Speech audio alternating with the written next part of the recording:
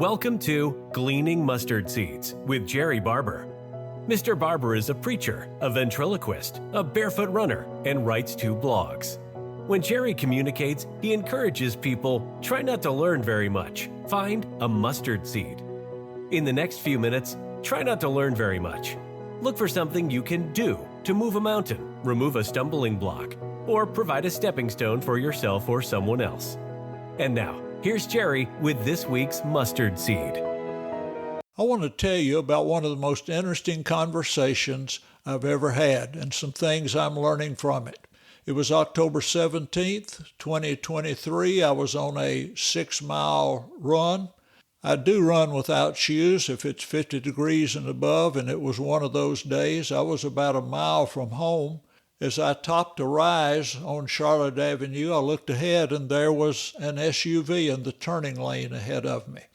As I got closer, a lady with a phone to her ear was motioning me to come over to her car. As I came up, she asked me 4 powerful questions. She said, "Sir, do you know where you're going?" And I said, "Yes, ma'am. I'm going to 756 Woodland Way. That's where I live." She said, "Are you lost?" I answered, "I once was lost, but now I'm found." She says, "Does anybody know where you are?" I said, "Yes, ma'am. My wife has an iPad. She keeps up with me on Find My Friends. She knows where I am pretty well all the time." She said, "Do you need a ride?" I replied, "No, ma'am. I'm out to get exercise, and if I got in the car and rode with you, I wouldn't be getting any exercise." I continued my run. I thought I had her converted. About a quarter of a mile, I passed under the traffic light where the road turns to Sawyer Brown, continued down Charlotte Pike.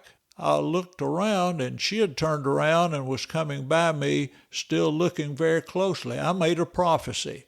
I said, "That lady is going up to Western Hills Church of Christ. She's going to park in the driveway to see if I'm really going where I said I was going." And sure enough, she was there. I came up and we talked some more. I chatted with her. I told her I'd been running 55 years. Since March of 2010, I'd been running barefooted, and we had a good discussion. She apologized. I said, "No, ma'am, you don't have any need to apologize. You are very kind. If we had more people like you in the world, we'd be a lot better off." As I left, I crossed over the creek that runs under Charlotte Avenue, turned left into my subdivision, and so I was walking up the hill. A police car came up and stopped. I asked, "Have you received a call about me?" And he said, "I've received 2. And we had a good talk about my running experiences and being stopped in every city where I had run barefooted. I noticed he had the police report on an iPad on his dash, and I asked him, the officer, Robert Allen, "Could you send me a copy of that?" He made a picture and sent it to me, and here's what the 2 police reports stated. Date, 10/17/2023, 9:38:41.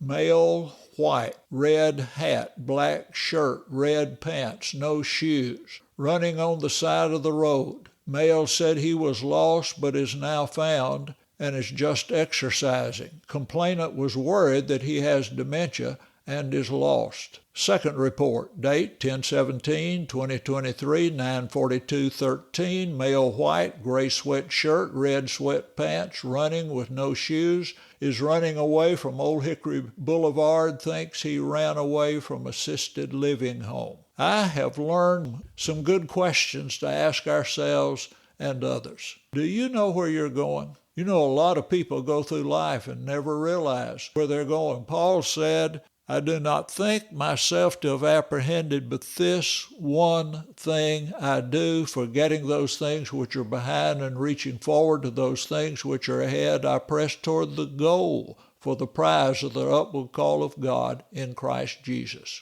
We need to know where we're going. Secondly, are you lost? We can tell our planned destination, but not know our present location. Have you ever been going somewhere and knew where you was going, but you were lost, and so you stopped at a service station or made a phone call? How do I get to where I'm going? Third, does anybody know where you are? Will they check on you? Will they hold you accountable? On December the 21st, I was on a 6-mile run about the same place where I encountered this good lady. I got a call from my wife, Gail, and she said, "Jerry, you all right? It doesn't look like you've moved for a long time." When we're running a race, we can't stay in the same place for a long time. Are we doing the same things we did in the same ways we did 10 years ago as parents, as leaders, as disciples of Christ? Will anybody check on me to say, do you know where you're going? Are you moving? Have you changed? Are you making any progress?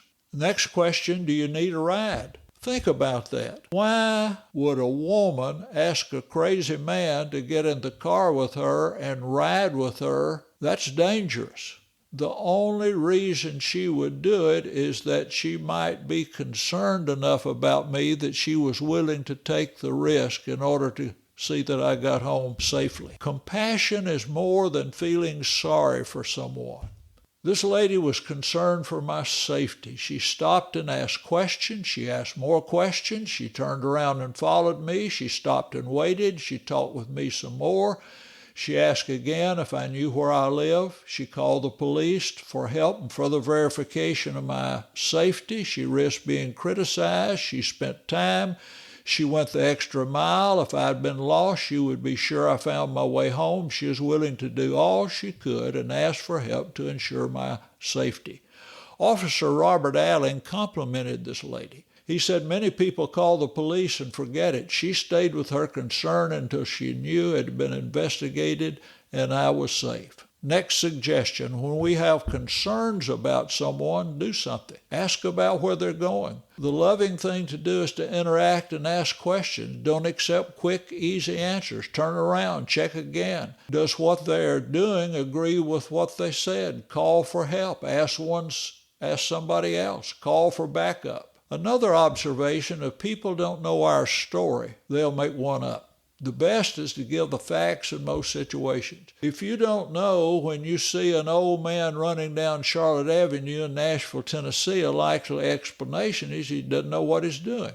If you've driven that route for the last 30 years, you look up, you see it, red hat, red pants. Yep, that's that crazy preacher runs around barefooted at 50 degrees and above.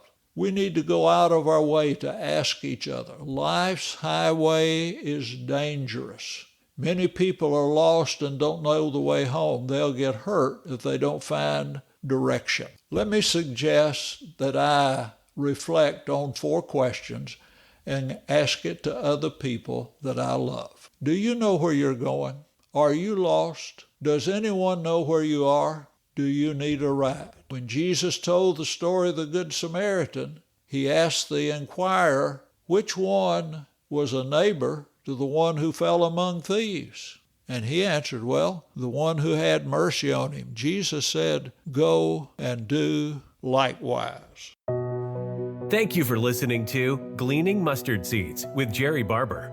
If you found a mustard seed, send a text or email with the link to a friend. This podcast was brought to you by Jerry's book, Between Preachers. You can grow through interim ministry. Dale Jenkins wrote in the introduction, while Jerry has written the only book I know by a member of the Church of Christ on interim ministry, the excellent principles in this book could be used as a book on healthy moving, or healthy leader-minister relations, or a book for every Christian on healthy living. I'd encourage you to get one for every elder you know. You can order your book from Amazon. There will be a link in the show notes. Thank you for listening. Jerry looks forward to next week as we continue to collect and plant mustard seeds.